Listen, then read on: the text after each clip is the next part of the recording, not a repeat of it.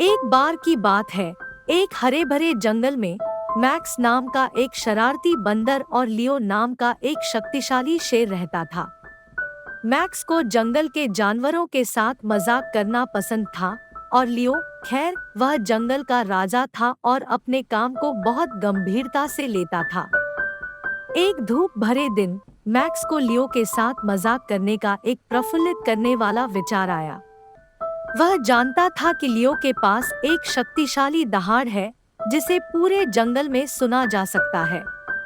Max ने सोचा कि लियो की दहाड़ की नकल करना और अन्य जानवरों को भ्रमित करना मजेदार होगा।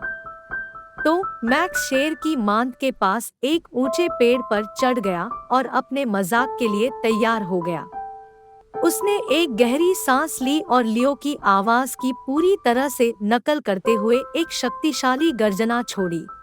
जंगल में अन्य जानवरों ने दहाड़ सुनी और चौंक गए। उम्मीद के मुताबिक जब लियो ने पेड़ से आती अपनी ही दहाड़ जैसी आवाज सुनी तो वह आग बबूला हो गया।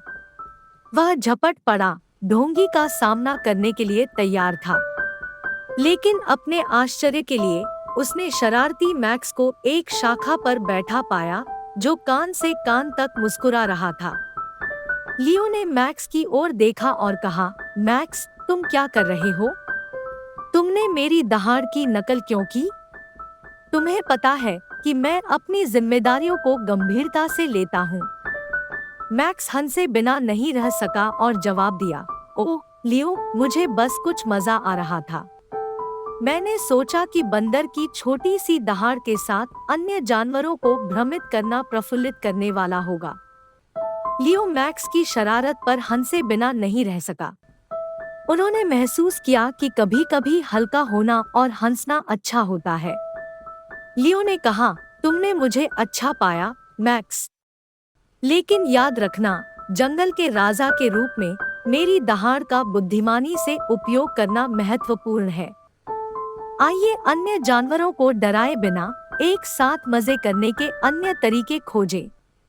उस दिन से लियो और मैक्स सबसे अच्छे दोस्त बन गए। उन्होंने अन्य जानवरों पर चालें खेली, लेकिन हमेशा अच्छी आत्माओं में और बिना नुकसान पहुंचाए। उनकी हरकतों से जंगल हंसी खुशी से भर गया और इसलिए शेर और बंदर ने जंगल में सभी को सिखाया कि मजे करना जरूरी है, लेकिन दूसरों की भावनाओं के प्रति भी सचेत रहना चाहिए।